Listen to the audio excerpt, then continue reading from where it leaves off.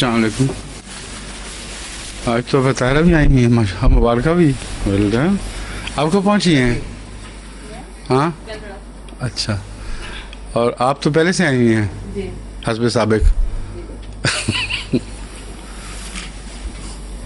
یہاں آتے ہی یہ امریکہ چلی جاتی ہیں ماجد, اور یہ ان کا بیٹا ملتا ہے باقاعدہ روزانہ, سیر پہ ہمارے ساتھ جاتے ہیں نا آج کل.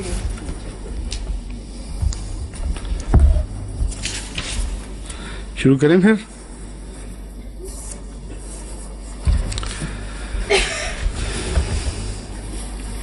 جہاں تک ہم نے تلاوت کی تھی اس کی 2 آیتیں صرف رہتی تھیں, باقی نہیں کرنی ہے, تو 2 ملا کے پھر شروع کر دیتے ہیں. کیا حال ہے شیخ صاحب آپ کا؟ ٹھیک ہے صحت؟ ماشاء اللہ. اعوذ باللہ من الشیطان الرجیم, بسم اللہ الرحمن الرحیم.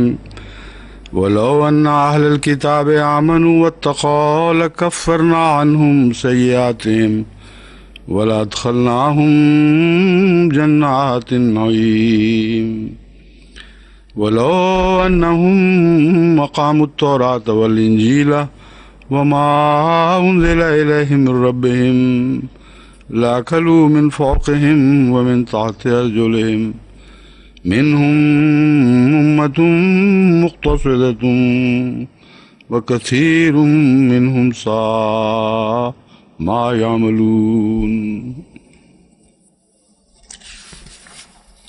يا أيها الرسول بلغ ما أنزل إليك من ربك وإن لم تفعل فما بلغت رسالته واللہ یعصمک من الناس ان اللہ لا یہدی القوم الکافرین. قل یا اہل الکتاب لستم علی شیء حتی تقیموا التوراۃ والانجیل وما انزل الیکم من ربکم وليزيدن كثيرا منهم ما انزل الیک من ربک طغیانا وکفرا فلا تأس علی القوم الکافرین. ان الذین آمنوا والذین هادوا والصابئون والنصارى من آمن باللہ والیوم الآخر وعمل صالحا فلا خوف علیہم ولا هم يحزنون.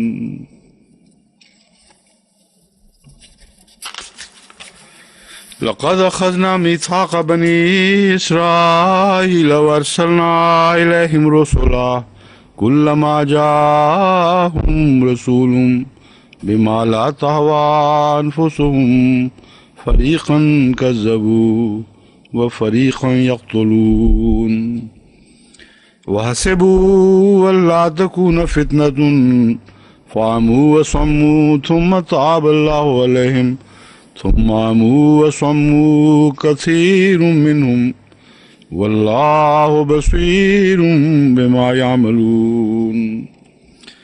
لقد كفر الذين قالوا إن الله هو المسيح ابن مريم وقال المسيح يا بني إسرائيل اعبدوا الله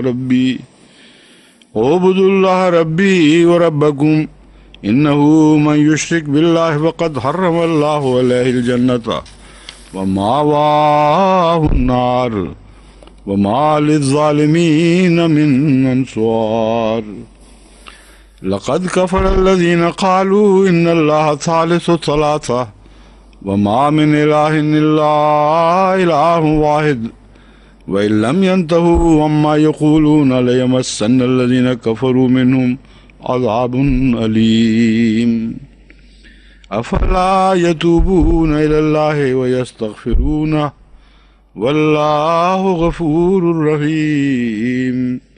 ما المسيح ابن مريم إلا رسول قد خلت من قبله الرسل وأمه صديقة كانا يأكلان الطعام انظر كيف نبين لهم الآيات ثم انظر أنها يؤفكون. قل تعبدون من دون اللہ ما لا یملک لکم ضرا ولا نفعا واللہ هو السمیع العلیم قل یا اہل الکتاب لا تغلوا فی دینکم غیر الحق ولا تتبعوا هواء قوم قد ضلوا من قبل وضلوا كثيرا وضلوا عن سواء السبيل.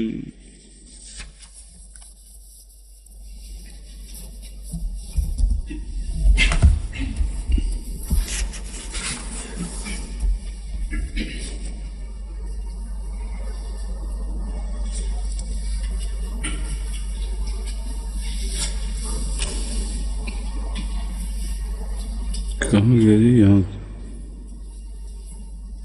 لو انا قام التوراۃ، یہ تو نہیں تھا. لو انا اہل الکتاب، یہاں سے کرنا نا شروع.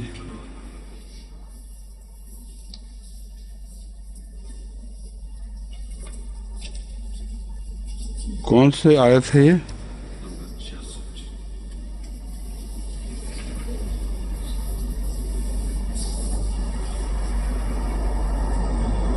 ٹھیک ہے.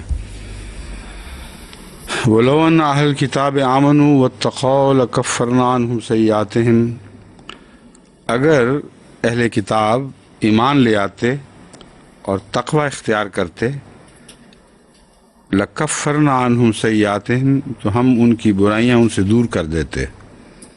وَلَأَدْخَلْنَاهُمْ جَنَّاتِ النَّعِيمِ، اور ضرور انہیں ایسی جنتوں میں داخل کرتے جو نعمتوں والی ہیں. وَلَوْ أَنَّهُمْ أَقَامُوا التَّوْرَاةَ، اور اگر وہ تورات کو قائم کرتے، والانجیل، اور انجیل کو، وَمَا أُنزِلَ إِلَيْهِم مِّن رَّبِّهِمْ، اور اس چیز کو جو اللہ ان کے رب کی طرف سے ان کی طرف اتاری گئی. لَأَكَلُوا مِن فَوْقِهِمْ وَمِن تَحْتِ أَرْجُلِهِمْ، تو اپنے اوپر سے بھی کھاتے اور اپنے قدموں کے نیچوں سے بھی، نیچے سے بھی کھاتے. منہم امۃ مقتصدۃ، ان میں ایک ایسا گروہ بھی ہے جو میانہ رو ہے. وکثیر منہم ساء ما یعملون، اور اکثر ان میں سے ایسے ہیں جو بہت برے کام کرتے ہیں، بہت برا کرتے ہیں جو وہ کرتے ہیں.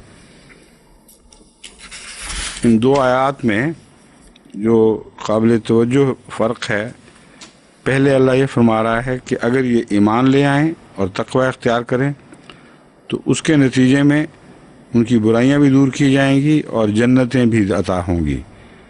دوسری صورت میں اگر یہ نہیں کر سکتے تو کم سے کم اتنا تو کریں کہ اقاموا التوراۃ والانجیل، کہ جو اپنی کتاب ان کی طرف اتاری گئی ہے اسی پر عمل کریں اور اسی کو قائم کرنے کی کوشش کریں. اس کی جزا میں جنتوں کا اور برائیاں دور کرنے کا ذکر نہیں مل رہا. یہاں فرماتا ہے ان کو دنیا کی بہت سی نعمتیں ان کو عطا ہوں گی، اور وہ اپنے اوپر سے بھی کھائیں گے، نیچے سے بھی کھائیں گے. منہم امۃ مقتصد، یہ جو بیان ہے یہ ناراضگی کا بیان نہیں بلکہ انعام کے طور پر رزق عطا ہونے والے رزق کا ذکر ہے. اب جو یہ رزق کھا رہے ہیں اور بے شمار ان کو عطا ہو رہا ہے، اس کا تعلق سورہ مائدہ کی اس آیت سے ہے جس میں حضرت عیسیٰ نے دعا ان کے کہنے پر، اپنے متبعین کے کہنے پر دعا مانگی تھی کہ اے اللہ ان کو مائدہ اتار ان پر. اور اللہ تعالیٰ نے فرمایا ٹھیک ہے میں مائدہ اتاروں گا، لیکن اس کے بعد اگر انہوں نے ناشکری کی اور فسق و فجور میں ملوث ہی ہے، مضمون مفہوم ہے اس کا، تو پھر ان کو ایسی سزا دوں گا کہ کبھی دنیا میں کسی قوم کو نہیں دی ہوگی.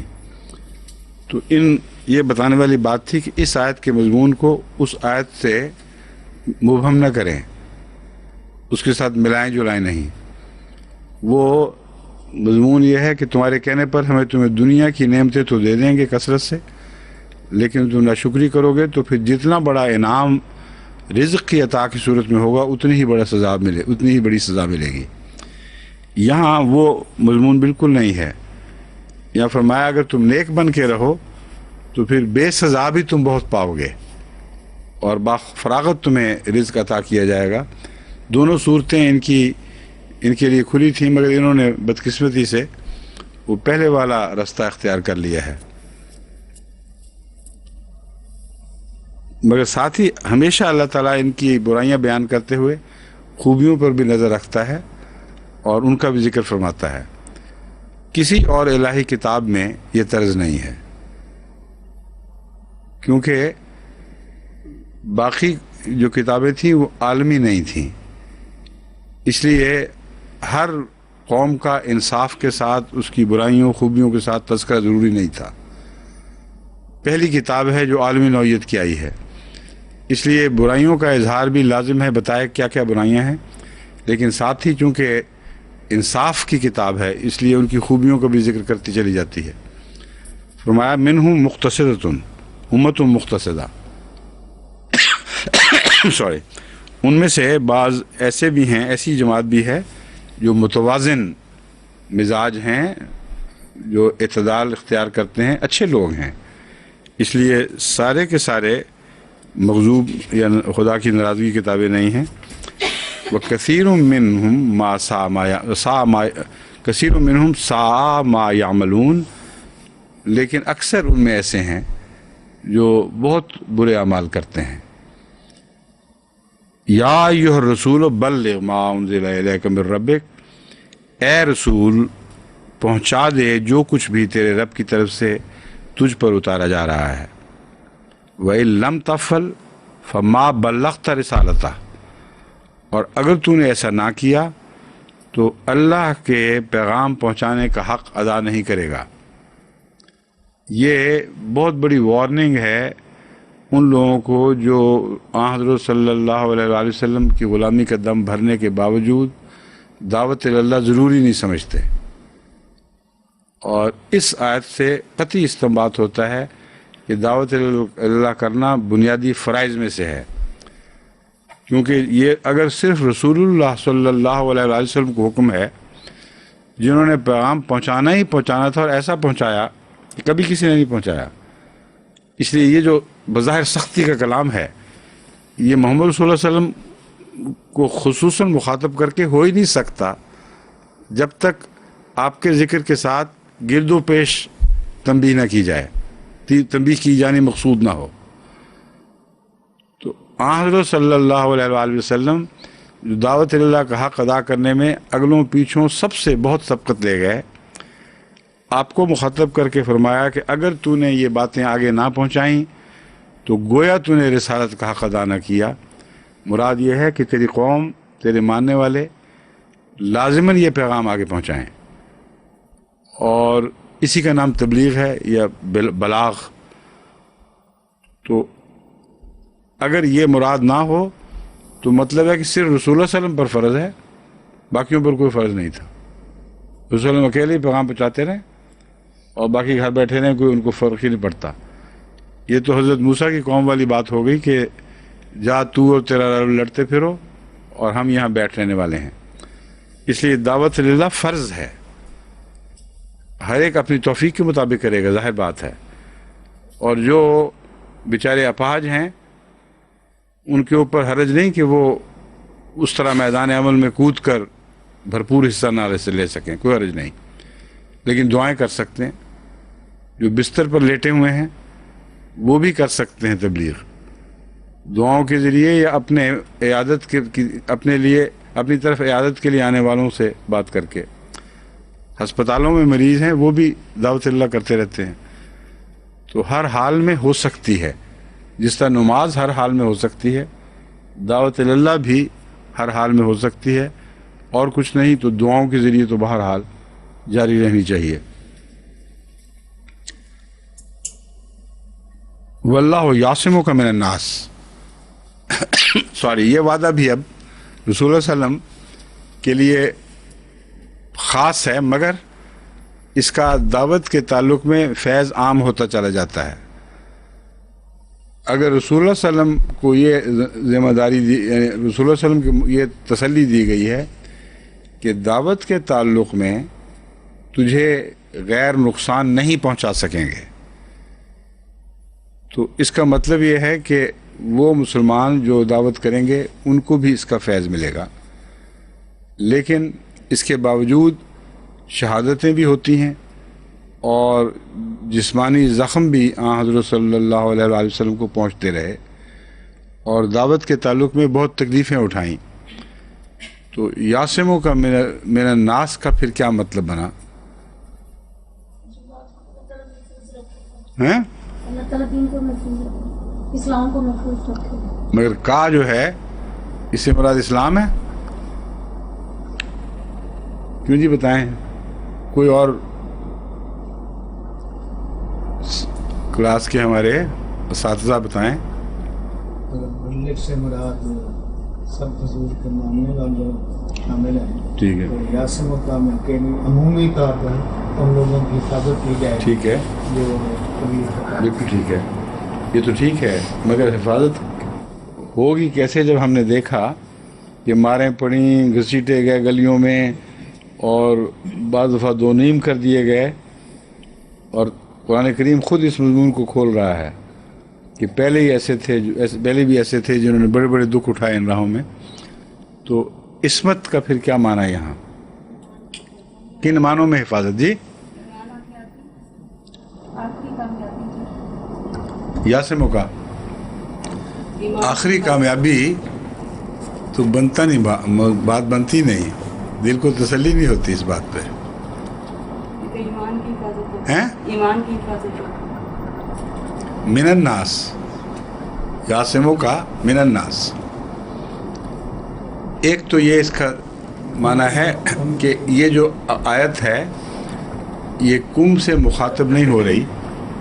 بعض پیغام حضرت صلی اللہ علیہ وسلم کے حوالے سے قوم کو دیے گئے ہیں جن میں فریضہ تبلیغ ہے، لیکن چونکہ کا خطاب ہے واحد کا، اس لیے عمومی عصمت ان معنوں میں نہیں ہے کہ کوئی بھی شہید نہیں ہوگا. حضرت صلی اللہ علیہ وسلم کو بھی ایک موقع پر خطرہ لاحق ہوا قتل کا، لیکن اللہ نے بچا لیا. قتل سے پہلے جو تکلیفیں ہیں وہ عصمت کے اندر داخل نہیں ہیں. ان کے بد ارادوں سے تجھے مار دینے پر وہ قدرت نہیں، اپنے بد ارادوں سے نقصان تو پہنچا سکیں گے، تجھے مار دینے کی قدرت نہیں پائیں گے. یہ بنتا ہے یاسموں کا من الناس. اور باقی جو عصمت دوسری ہے مانوی، وہ مضمون پھر وسیع ہو جاتا ہے. الزام تراشیاں ہیں اور گندا بھیانک پروپیگنڈا ہے، اس کو کریکٹر اسیسینیشن کہتے ہیں. تو وہ بھی دشمن کی طرف سے بڑے زور سے چلتا ہے، اور خصوصیت سے دعوت اللہ کرنے والے ان کے مظالم کا نشانہ بنتے ہیں. حضرت مسیح موعود علیہ السلام کے تعلق میں ان مخالف بدبختوں کا سب سے بڑا جو وحشیانہ حملہ ہے وہ کردار کشی کی صورت میں ہوتا ہے. ان کو لاکھ بلائیں دلائل کی طرف، ان کو کہیں کہ آؤ پہلے اصولی طور پر وفات مسیح کا فیصلہ کر لو، خاتم النبیین کا صحیح معنی سمجھ لو. وہ کہتے ہیں نہیں، ہم تو مرزا صاحب کی کردار کشی کریں گے. اس لیے یاسموں کا من الناس میں کردار کشی کا مضمون بھی داخل ہے. اور حضرت صلی اللہ علیہ وسلم کی کردار کشی آج تک جاری ہے. جو سلمان رشدی وغیرہ پیدا ہوتے ہیں یہ اتفاقاً نہیں ہوتے، یہ پیدا کیے جاتے ہیں. تو عام مسلمانوں کو بھی اس کا سامنا ہوگا. تو اگرچہ ان معنوں میں ہر مسلمان سے وعدہ نہیں ہے کہ تم میں سے کوئی بھی شہید نہیں ہوگا، کیونکہ قرآن کریم میں دوسری جگہ ان سے شہادت کے وعدے ہیں. رسول اللہ صلی اللہ علیہ وسلم سے شہادت کا وعدہ نہیں ہے. اس لیے حسب موقع آیت کا اطلاق ہوتا ہے، اس کے مطابق معنی کرنے پڑتے ہیں. حضرت کے تعلق میں صلی اللہ علیہ وآلہ وسلم یاسموں کا مطلب یہ ہے کہ ہم تجھے جسمانی طور پر بھی ان کی بدنیتوں سے اس طرح بچائیں گے کہ تجھے یہ قتل کرنے میں ناکام ہوں گے، کوشش کریں گے، لیکن اللہ تجھے محفوظ رکھے گا. اور کردار کشی تیری کی جائے گی، لیکن اللہ تعالیٰ خود ایسے سامان پیدا کرے گا کہ تیرے دفاع کرنے والے کھڑے ہو جائیں گے اور اس کردار کشی کا مقابلہ کریں گے.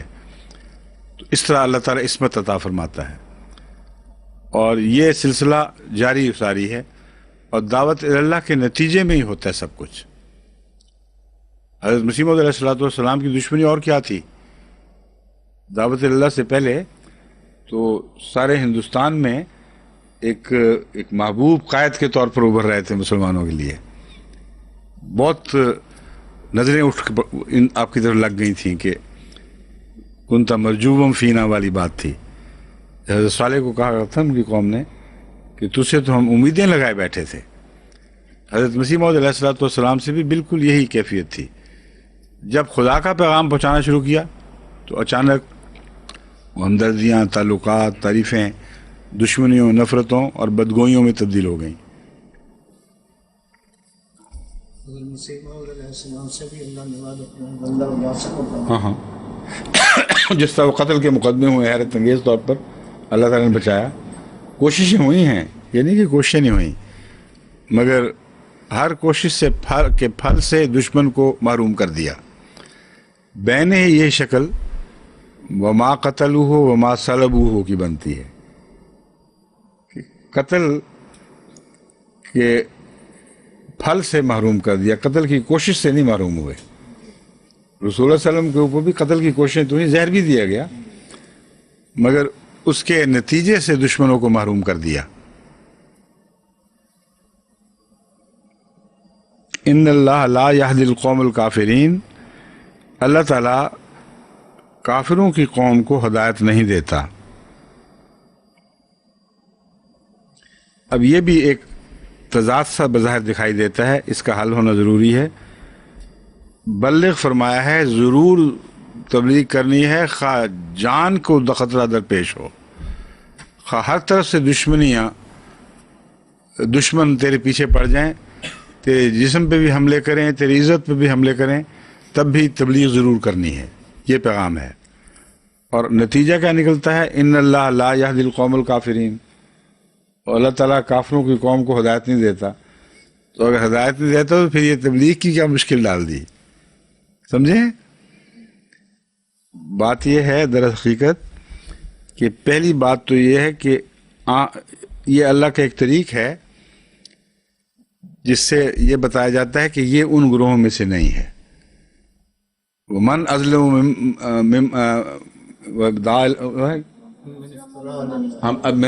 من اظلم ممن افترى علی اللہ کذبا وهو یدعی الی الاسلام۔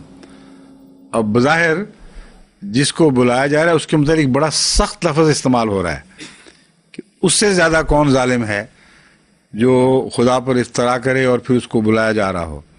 نتیجہ کیا نکالا جا رہا ہے کہ اگر وہ ایسا ظالم ہوتا تو اللہ تعالیٰ اس کو ہلاک کر دیتا، اس کو برباد کر دیتا، مگر نہیں کر رہا۔ تو ثابت ہوا کہ اتنی بڑی جرات کرنے کے باوجود بچتا ہے تو یقیناً اللہ تعالیٰ کے پیار کا مورد ہے، اس کی محبت کا مورد ہے، ورنہ اتنا بڑا فساد کر کے کوئی بچ نہیں سکتا تھا۔ یہ ایک استدلال کا ایک خاص انداز ہے قرآن کریم کا۔ تو ان معنوں میں یہ توجہ ہوگی کہ اللہ حضرت محمد صلی اللہ علیہ وسلم کی ہدایت کے سارے سامان فرما رہا ہے، ان کو بچا بھی رہا ہے، اس کے تعلقات، اس کے متعلقات جو ہیں ہدایت کے، ان میں بھی ان کی تائید میں مسلسل ہر لمحہ نشانات ظاہر ہو رہے ہیں۔ یہ ہدایت ہے اللہ کی طرف سے۔ اور اگر جیسا تم کہتے ہو کہ یہ نعوذ باللہ خدا کا دشمن اور فرضی قصے بنانے والا ہے تو اس کو ہدایت نصیب نہ ہوتی، ایک تو یہ معنی ہے۔ دوسرا، یہاں کافرین سے مراد وہ کافر ہیں جن کا ذکر پہلے ختم اللہ علی قلوبہم میں ہو چکا ہے، ہر کافر مراد نہیں ہے۔ ان اللہ لا یہدی، کیا ہے الفاظ؟ ان اللہ لا یہدی القوم الکافرین، اللہ کافروں کی قوم کو ہدایت نہیں دیتا۔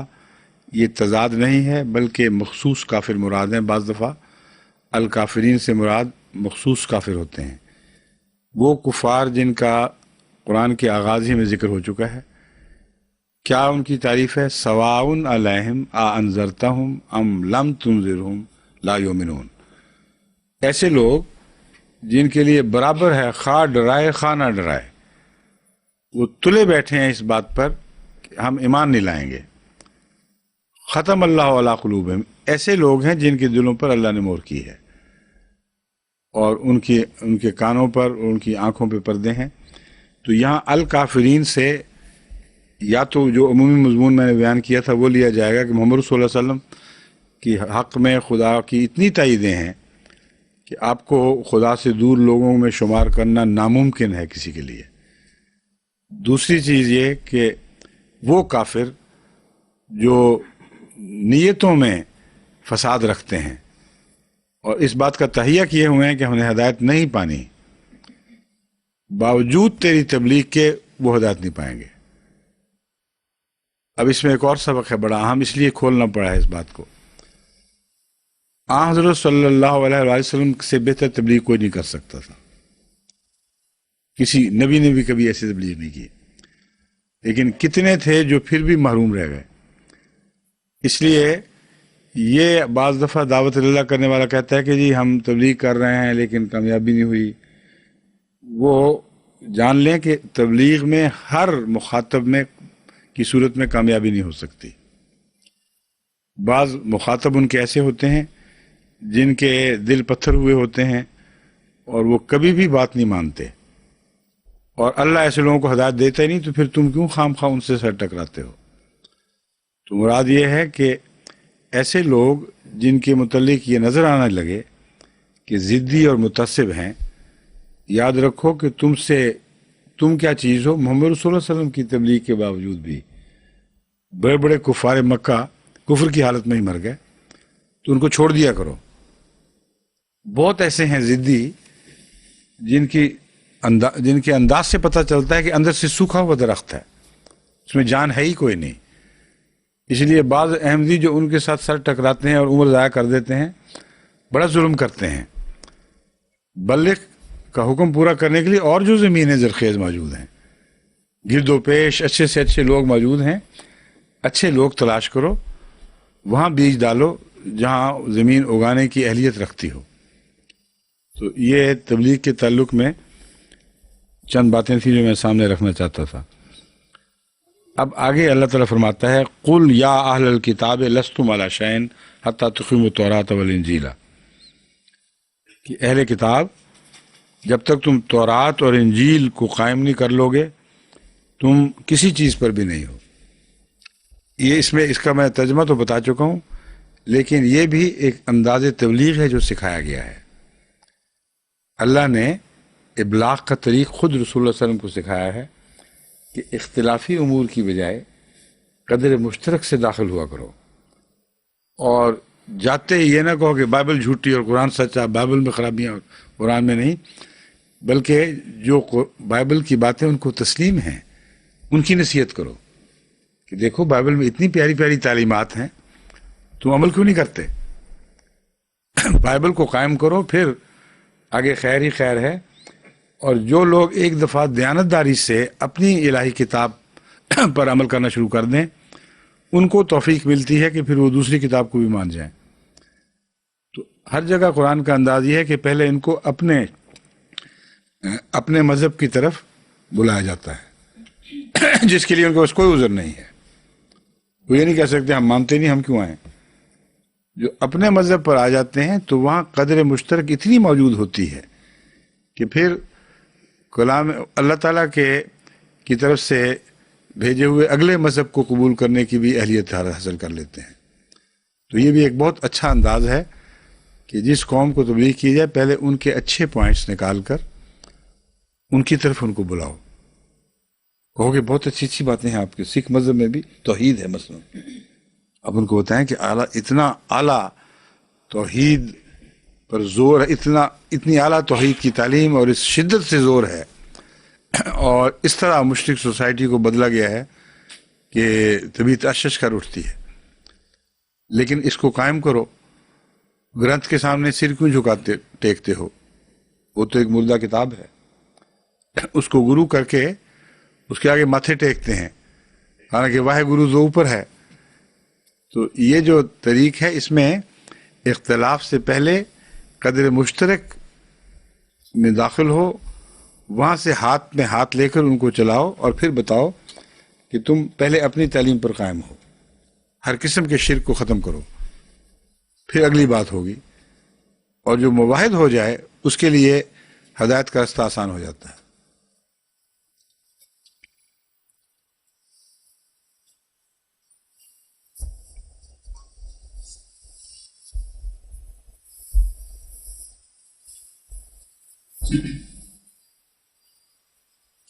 قل یا اہل الکتاب لستم علی شیء حتی تقیموا التوراۃ والانجیل، اللہ تعالیٰ فرماتا ہے کہ ان سے کہہ دے کہ اگر تم نے کہ تورات اور انجیل کو قائم نہ کیا، یعنی اپنے اعمال میں اس کو نہ ڈھالا، اس پر عمل نہ کیا، تو تم لستم علی شیء، تم کسی چیز پر بھی نہیں ہو، تم سے پھر کیا گفت و شنید ہو، تمہارا پلیٹ فارم بھی کوئی نہیں رہتا۔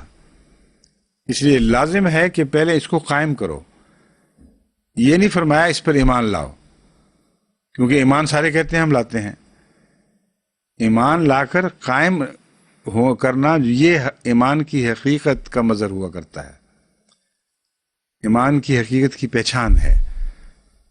تو یہ ان کو مشکل لگتا ہے۔ آپ عیسائیوں کو کہہ کے دیکھیں کہ دیکھو یہ تعلیم ہے، وہ جو سرمن ہے ماؤنٹ کا، وہ یاد کر لیں کہ دیکھو یہ چلو تم یہ کام شروع کر دو، تو کیسے گھبرائیں گے؟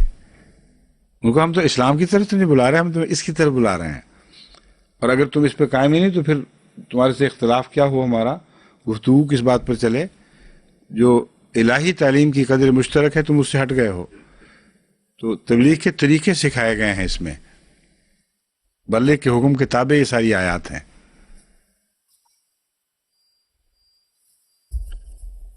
وَمَا أُنزِلَ إِلَيْكُم مِّن رَّبِّكُمْ وَلَيَزِيدَنَّ كَثِيرًا مِّنْهُم مَّا أُنزِلَ إِلَيْكَ مِن رَّبِّكَ طُغْيَانًا وَكُفْرًا، اور حق یہ ہے کہ جو کچھ تجھ پر تیرے رب کی طرف سے اتارا گیا ہے وہ ان کو ضرور زیادتیاں کرنے پر، تجاوز کرنے پر، طغیان بغاوت کرنے پر اور انکار پر پہلے سے زیادہ کر دے گا۔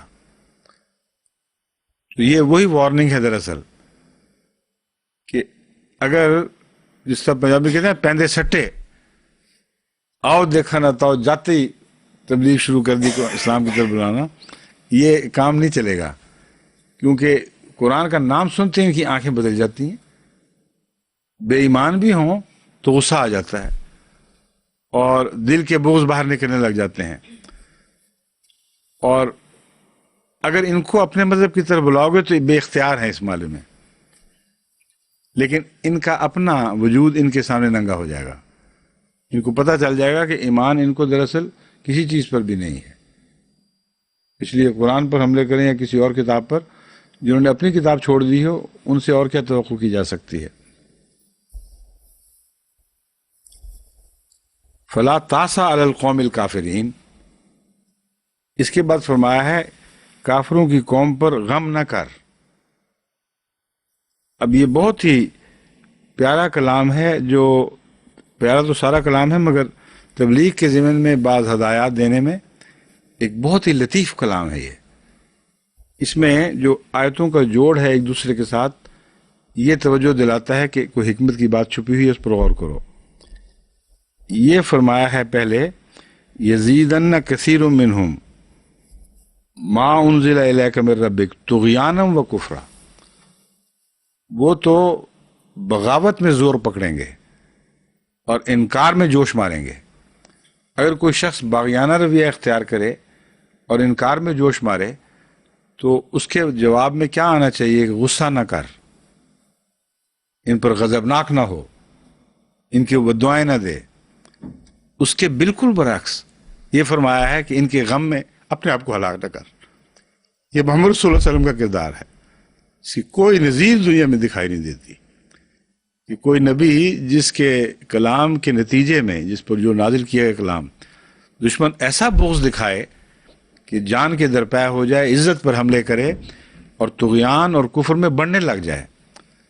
رد عمل جو ہوا ہے اس پر اللہ کی نظر ہے۔ فلا تاسا علی القوم الکافرین، ان پر غم نہ کر۔ یہ غم کا جذبہ ہے جو تبلیغ کو کامیاب کرتا ہے، کیونکہ غم محبت کے نتیجے میں پیدا ہوتا ہے۔ اگر بے محبت اپنے مقصد کے لیے تبلیغ ہو اور وہ انکار کرے یا مار پڑے تو آپ کہیں گے جاؤ جہنم میں اور ایک ہی 2 جوتیاں ماروں گا میں بھی. یہ رد عمل ہے.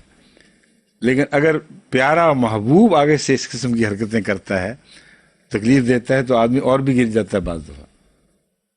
کتنا حیرت انگیز مضمون ہے جو 2 آیتوں کے بظاہر تضاد میں اللہ تعالیٰ نے پیش فرما دیا ہے. ان کا یہ رویہ اور محمد رسول اللہ کا یہ.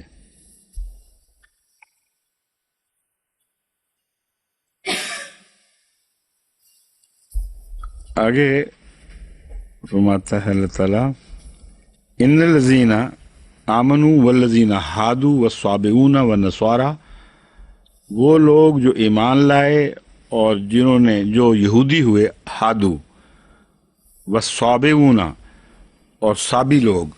صابی کیا ہوتے ہیں؟ کسی کو پتہ ہے خواتین میں سے؟ ہیں؟ اور بھی لفظ ہیں صابی کے علاوہ کچھ جو مسلمانوں کے لیے استعمال کیا کرتے تھے لوگ. ستارہ پرست نہیں ہے صابی. صابی اس مذہب والے کو یہ کہتے تھے، کفار مکہ خاص طور پر، جن کی بنیاد کسی کتاب پر ہو. اہل کتاب ان لوگوں کو کہتے تھے جن کی بنیاد تورات اور انجیل پر ہے، اور صابی ان لوگوں کو کہتے تھے جو کہتے ہیں کہ ہم پر خدا کی کتاب نازل ہوئی اور ہم کسی کتاب کے پیروکار ہیں. محمد رسول اللہ صلی اللہ علیہ وسلم کے ساتھیوں کو یہ لوگ صابی کہا کرتے تھے. وہ کہتے تھے اپنے آپ کو مسلمان نہ کہو، صابی کہو. جس طرح ہمیں مرزائی قادیانی کہتے ہیں، یہ انہوں نے صابی نام رکھا ہوا تھا. بس صابی سے مراد وہ تمام مذاہب جو اہل کتاب سے نہ ہوں لیکن ان کے مذاہب کی بنیاد کسی حقیقی الہی کتاب پر یا مذمومہ الہی کتاب پر ہو. سمجھ گئے؟ تو یہاں وہ صابی مراد ہیں. ستارہ پرست کو تو ایسی خوشخبری خدا دے ہی نہیں سکتا. یہ پتہ نہیں کیوں خیال ہے آپ کو ستارہ پرست.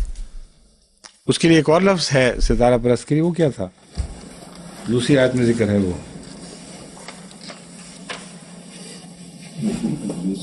مجوسی. مجوسی ہے نا. المجوس. اچھا جی، اب چلتے ہیں ان کے ساتھ کیا ہونا ہے. یقیناً وہ لوگ جو ایمان لائے اور یہودی ہوئے اور الہی کتابوں سے تعلق رکھنے والے لوگ ہیں، ان کے مذاہب کی بنیاد الہی پیغامات ہیں. والنصارى، اور نصرانی، من آمن باللہ والیوم الآخر، جو بھی اللہ پر ایمان لائے گا اور آخرت پر ایمان لائے گا، وعمل صالحا، اور نیک اعمال بجا لائے گا، فلا خوف علیہم ولا هم یحزنون، تو ان پر کوئی خوف نہیں ہے اور وہ کوئی غم نہیں کریں گے، غمگین نہیں ہوں گے. اسی مضمون کو بیان کرتے دوسری جگہ فرماتا ولا اجرہم علی اللہ. صرف یہ نہیں کہ خوف اور حزن کی نفی ہے بلکہ ان کا اجر اللہ پر ہے. یہ آیت جو ہے کافی مبحث بن جاتی ہے لوگوں کے لیے، کیونکہ ایک طرف اللہ تعالیٰ فرماتا ہے ان الدین عند اللہ الاسلام، صرف اسلام ہی دین ہے، اور کوئی اور دین پیش کیا جائے گا تو لن یقبل منہ، وہ اس سے کبھی قبول نہیں کیا جائے گا. اور دوسری طرف یہ کھلی کھلی آیت ہے، اس کا کیا مطلب بنتا ہے؟ کیوں جی آپ کو آ رہا ہے کچھ؟ آپ بتا رہا نہیں؟ اچھا کوئی اور؟ تسی بیمار ہو یا خاموش ہو؟ کی گل ہے؟ یہ جو بتایا ہے نا کہ بلا خوف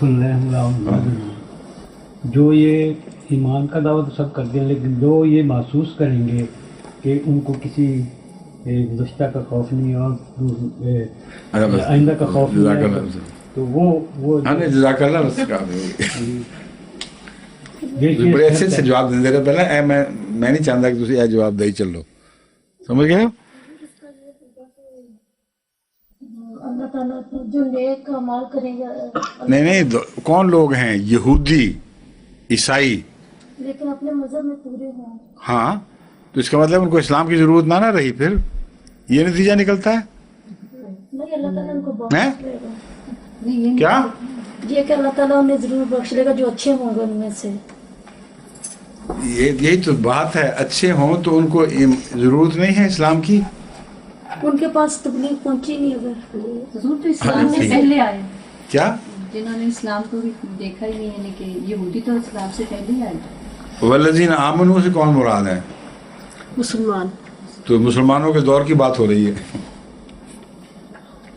ان الذین آمنوا سے بات شروع ہوئی ہے، تو پہلے کے زمانے کا کہاں سے ذکر چلا؟ یہ لوگ جو ایمان لائے ہیں اور اس زمانے میں جو یہ لوگ ہیں، اگر یہ ایسا کریں تو اللہ تعالیٰ ان کے ساتھ یہ سلوک فرمائے گا. ٹھیک ہے، اس کے متعلق میں پہلے کئی دفعہ بتا چکا ہوں. میں صرف یہ دیکھ رہا ہوں کہ میں ٹھیک بتا بھی سکا تھا کہ نہیں.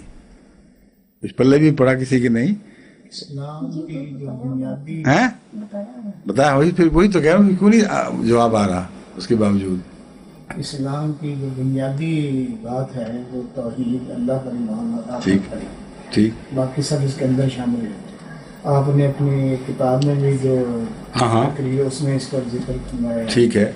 میں صرف تضاد والے حصے کا بتانا چاہتا ہوں کہ باوجود اس کے کئی دفعہ میں کوشش کر چکا ہوں، لیکن بعض ذہنوں میں یہ خرش باقی رہ جاتی ہے کہ گویا اس آیت میں اور اس آیت میں تضاد ہے جس میں اللہ تعالیٰ فرماتا ہے کہ دین اسلام کے سوا کچھ قبول نہیں ہوگا. بعض حضرت مسیح موعود علیہ السلام کے اقتباسات لکھ کے بھیجتے ہیں کہ یہ آپ نے جو ترجمہ کر دیے تو مسیح صاحب تو فرماتے ہیں کہ اسلام کے خلاف کو قبول نہیں ہوگا. تو وہ سوچتے نہیں کہ میرے اور مسیح موعود کے درمیان تضاد نہیں ثابت کرنے کی کوشش کر رہا ہے، قرآن کریم اور مسیح موعود کے درمیان تضاد ثابت کرنے کی کوشش کرتے ہیں. بظاہر حملہ میری تشریح پر ہے، حالانکہ یہ آیت اتنی کھلی کھلی اور واضح ہے کہ اس سے ہٹ کے بالکل اسے نظر انداز کر دینا کہ لازماً ہر وہ شخص جو غیر مسلم مرتا ہے، خواہ اس میں یہ صفات ہوں، وہ جہنم میں جائے گا، یہ جائز نہیں ہے. حضرت مسیح موعود علیہ السلام کی عبارت میں جہاں ذکر ہے وہاں فلاح کی بات ہو رہی ہے اور اعلیٰ کامیابی کی باتیں ہو رہی ہیں. حضرت مسیح موعود علیہ السلام کا کلام پڑھنے کے لیے بھی کچھ تھوڑا سا چاہیے وہ مزاج کہ انسان اس کو سمجھ سکے. حضرت مسیح موعود علیہ السلام نے کہیں بھی اس آیت کے مضمون کو رد نہیں فرمایا. آپ کا مسلک سب کے تحریروں کو پڑھ کر یہ کھلتا ہے کہ اگر ایک شخص جس تک اسلام کا پیغام پہنچا ہو اور صحیح طریق پر پہنچا ہو اس کا انکار کرتا ہے تو اس آیت کے تابع ہو ہی نہیں سکتا. یہ ناممکن ہے کہ ایک ایسا شخص جو یہ صفات رکھتا ہو اس تک اسلام کا پیغام پہنچے اور وہ انکار کر دے، کیونکہ یہ جو خدا کے کلام کا انکار کرتا ہے، خدا کے کلام کا عذر رکھ کر وہ نہ اس پر ایمان لاتا ہے نہ اس پر ایمان لاتا ہے. اس لیے خام خواہ زبردستی یہ بات بنا لی کہ ایسا شخص بھی ممکن ہے کہ جو اسلام کا انکار کرتا ہو اور اس پر یہ آیت اطلاق پاتی ہو.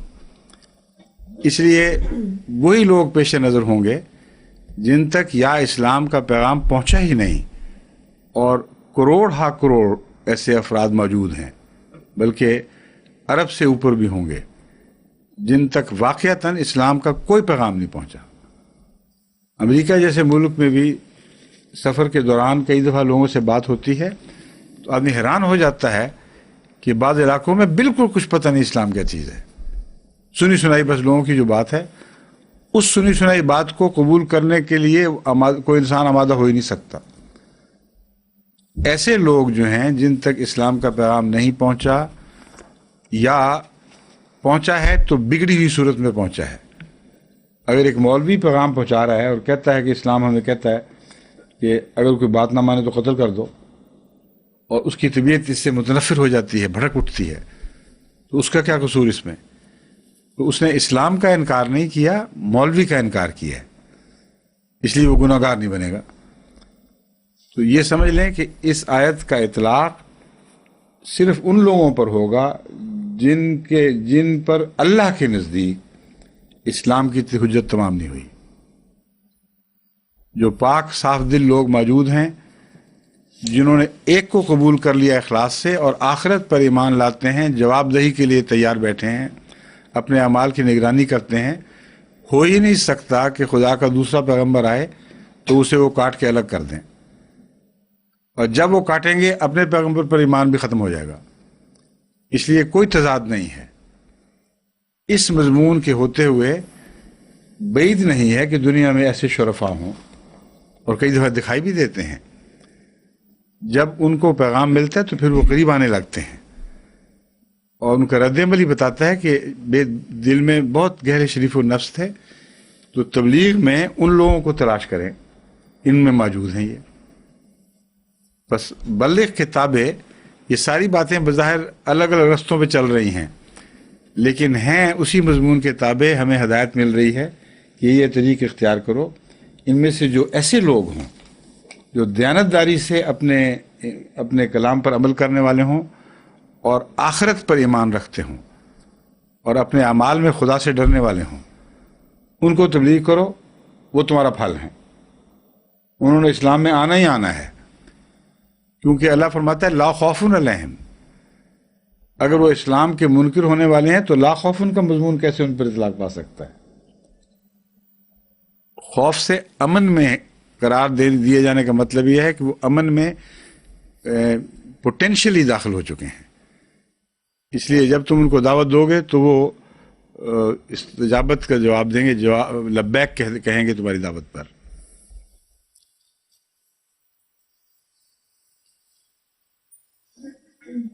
لقد اخذنا میثاق بنی اسرائیل وارسلنا الیہم رسلا. یقیناً ہم نے بنی اسرائیل سے ان کا عہد لیا تھا.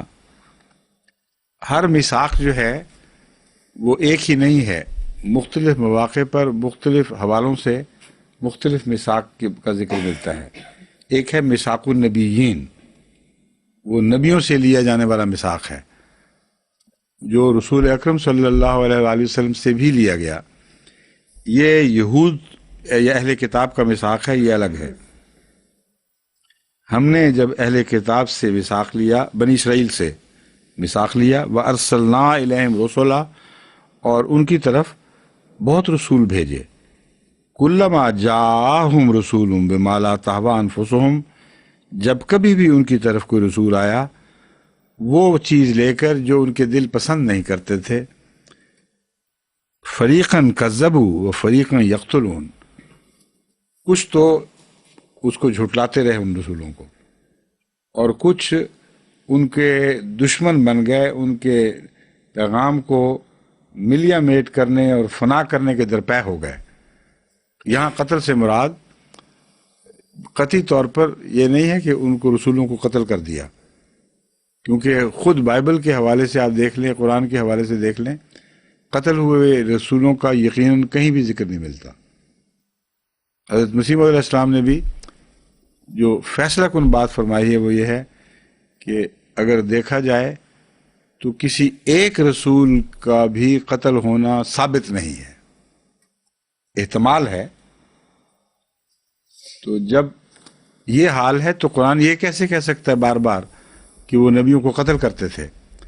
یہاں قتل سے مراد مخالفت اس درجے کی کہ گویا پیغام کو ہلاک کر دیں گے، اور اگر بس چلے تو نبی کو قتل بھی کر دیں.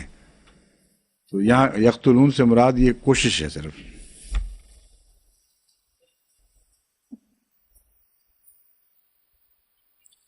تو بعض نے تو انکار کیا اور بعض مخالفت پر تل بیٹھے، یعنی انہوں نے جتھے بنا لیے اور وقف ہو گئے کہ ہم نے ان کو نہیں پھیلنے دینا، ان کی ہر حال میں مخالفت کرنی ہے.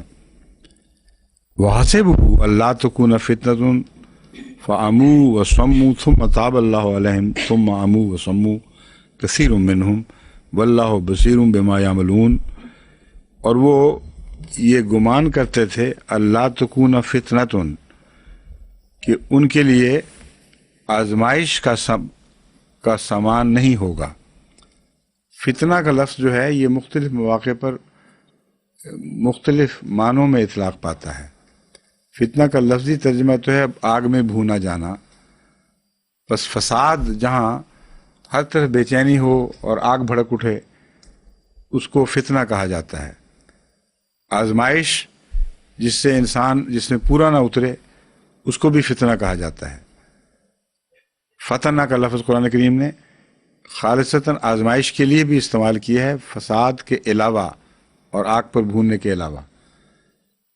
تو وہ یہ سمجھتے ہیں لا تکونو فتنۃ، اس کا ترجمہ بعض قرآن کریم میں ملتا ہے، وہ یہ سمجھتے ہیں کہ اس کے نتیجے میں فساد نہیں ہوگا۔ اگر وہ یہ سمجھتے ہوں تو پھر وہ تو بات ہی ختم ہو گئی، وہ تو فساد کی نیت سے یہ کرتے ہیں۔ ایک طرف یقتلون ہو اور دوسری طرف وہ یہ امید لگائے بیٹھیں گے کہ اس کے نتیجے میں فساد نہیں ہوگا، یہ میرے نزدیک ترجمہ فساد کا تو درست ہے، مگر یہاں اطلاق نہیں پاتا۔ یہاں ترجمہ یہ ہے کہ وہ فتنے میں نہیں ڈالے جائیں گے۔ وہ سمجھتے ہیں کہ ہم یہ کر گزریں گے اور پھر اللہ ہمیں آزمائش میں ڈال کر ہمارے کھرے کھوٹے کی تمیز نہیں کرے گا۔ یہ ان کا دھوکہ ہے۔ ایسے لوگ جو نبی کی مخالفت کرتے ہیں، اللہ تعالیٰ ضرور ان کو فتنوں میں مبتلا کرتا ہے۔ فَعَمُوا وَصَمُّوا، تو اس امید پر کہ کچھ بھی نہیں ہونا، کوئی سزا نہیں ملے گی، کوئی امتحان نہیں آئے گا، وہ امو و سمو، وہ بہرے اندھے ہو گئے اور بہرے ہو گئے، پاگلوں کی طرح بے سنے بے دیکھے وہ ان فسادات میں آگے بڑھتے رہے۔ بطور قوم کے عمومی طور پر ان کا یہ طریق تھا، لیکن ثم تاب اللہ علیہم، اللہ نے پھر بھی ان کی توبہ قبول فرمائی، یعنی جو ان میں سے توبہ کرنے والے تھے بعد میں، بطور قوم ان کو رد نہیں کیا۔ بطور قوم رد کرنے کا مطلب یہ ہوتا ہے کہ ایک شریعت ختم ہو جائے، نئی شریعت آ جائے۔ اللہ تعالیٰ فرماتا ہے کہ ان لوگوں سے ہم نے اتنا لمبا عرصہ حلم کا سلوک کیا اور پھر بھی ان کو توبہ کے موقع دیے، حالانکہ جرائم ایسے تھے کہ اگر ان کو یکسر رد کر دیا جاتا تو یہ کوئی نامناسب نہ بے محل بات نہ ہوتی۔ ثم تاب اللہ علیہم ثم عموا وصموا کثیر منہم، اس کے باوجود پھر بھی ان میں سے بہت بڑی تعداد ایسی تھی کہ وہ اندھے ہو گئے اور بہرے ہو گئے۔ واللہ بصیر بما یعملون، اور اللہ دیکھنے والا ہے جو کچھ بھی وہ عمل کرتے ہیں۔ یہ کہاں تک حال پہنچا کہ مسیح کا وقت آ گیا، اس لیے اچانک شریعت نہیں بدلی، لیکن شریعت میں ایک انقلابی نبی آ گیا جس نے ایمفیسس بدل دینے تھے، جس نے سخت دلی کو نرم دلی میں تبدیل کرنا تھا، جس نے یہ زور دینے کی بجائے کہ آنکھ کے بدلے آنکھ، ناک کے بدلے ناک، معافی پر زور دینا تھا، اور صبر کے ساتھ دشمن کے ظلم کو برداشت کرنے کے لیے حوصلے عطا کرنے تھے۔ یہ بھی ایک انقلابی دور ہے۔ تو جب بار بار اللہ کی طرف سے توبہ کا موقع دینے کے باوجود یہ لوگ باز نہیں آئے، تو اللہ تعالیٰ نے وہ رسول بھیج دیا آخر، جس کو مسیح ابن مریم کہتے ہیں، اور اس نے ایک آخری انقلابی کوشش کر کے بنی اسرائیل کو بچانے کی کوشش کی ہے۔ اور جب پھر بھی یہ بہک گئے تو پھر شریعت اسلامیہ آئی ہے اور اس مذہب کی صف لپیٹ دی گئی ہے۔ یہ تاریخ ہے، لیکن صف لپیٹنے کا یہ مطلب نہیں ہوتا کہ وہ مذہب کلیتاً کھوٹا ہو گیا ہو۔ اس کی بنیادی تعلیم بہت حد تک، خصوصاً اخلاقی تعلیم، زندہ رہتی ہے، اور اگر کوئی انصاف کے ساتھ اس تعلیم پر عمل کرے تو اللہ تعالیٰ اس کو نظر انداز نہیں کرتا۔ اس کا بھی ایک اجر ہے جو اللہ تعالیٰ اس کو ضرور دے گا۔ اب سنیں، لقد کفر الذین قالوا ان اللہ هو المسیح ابن مریم، یہ تو یہود کے کفر تھے۔ اب جب مسیح آیا تو پھر اگلوں نے بھی یہی کام شروع کر دیے۔ رسول اللہ علیہ وسلم کے آنے کی وجہ بیان ہو رہی ہے کہ آخر خدا نے یہ عظیم انقلاب کیوں برپا کیا۔ فرماتے ہیں کہ ان لوگوں نے بھی کفر کیا جنہوں نے یہ کہا کہ مسیح ان اللہ هو المسیح ابن مریم، کہ اللہ ہی ہے جو مسیح ابن مریم ہے۔ عیسائیوں میں مختلف فرقے ہیں، ان میں بعض ایسے ہیں جو توحید کے قائل ہوتے ہوئے بھی تثلیث پیش کرتے ہیں، بعض تثلیث الگ پیش کرتے ہیں اور الگ الگ اقنوم مانتے ہیں ان کو، اور بڑی لمبی بحثیں اس عیسائیت کی تاریخ میں ہمیں ملتی ہیں۔ تو اللہ تعالیٰ دونوں فرقوں کا ذکر فرماتا ہے۔ ایک وہ فرقہ جو بظاہر توحید پر قائم ہیں، کہتے ہیں اللہ ہی تو مسیح ہے، مسیح اللہ ہے، ہم نے کب دو خدا مانے ہیں، اللہ ہی کا نام مسیح ہے اور مسیح ہی کا نام اللہ ہے۔ تو اس طرح وہ توحید کو قائم کرتے ہوئے اپنے شرک کو بھی ساتھ پالتے چلے جاتے ہیں۔ وقال المسیح یا بنی اسرائیل اعبدوا اللہ ربی و ربکم، اور مسیح نے تو یہ کہا تھا کہ اے بنی اسرائیل عبادت کرو اللہ کی جو میرا بھی رب ہے اور تمہارا بھی رب ہے۔ اس بات نے ان کا یہ دعویٰ جھٹلا دیا کہ اللہ ہی مسیح ہے، کیونکہ اللہ ہی مسیح ہے تو مسیح یہ کیوں کہتا کہ اس کی عبادت کرو جس کی میں بھی کرتا ہوں، جو میرا بھی رب ہے اور تمہارا بھی رب ہے۔ اور کسی ایک جگہ بھی مسیح نے اپنی عبادت کی طرف کسی کو بلایا نہیں۔ تو ان کے دعوے کو اچانک بالکل باطل نابود کر کے دکھا دیا ہے اس آیت نے۔ ایک طرف دعویٰ کیا اور دوسری طرف مسیح کا یہ کلام پیش کر دیا جس سے ان کی مفر نہیں ہے۔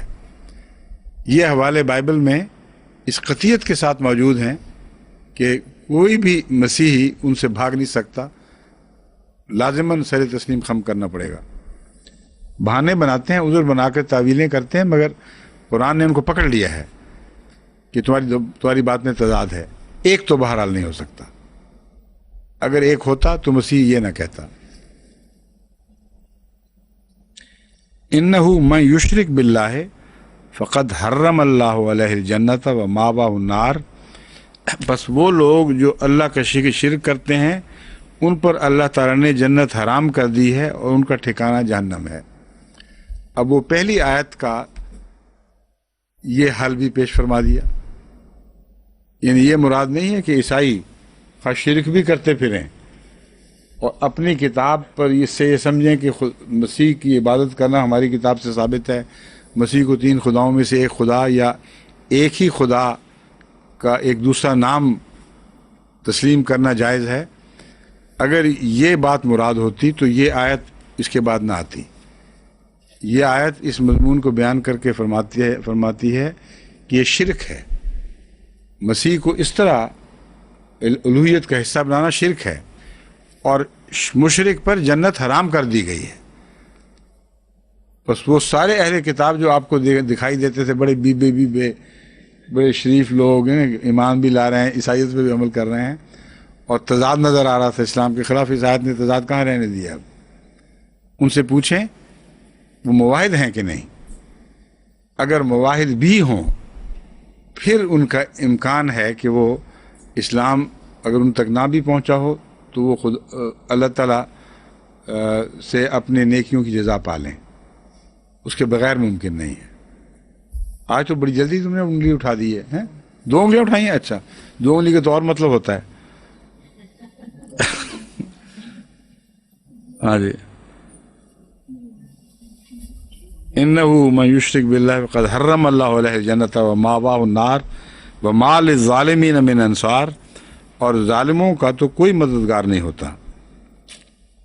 یہاں مددگار تو ہوتے ہیں، مراد یہ ہے کہ اللہ کی طرف سے ان کو نصرت عطا کرنے والا کوئی نہیں ملے گا۔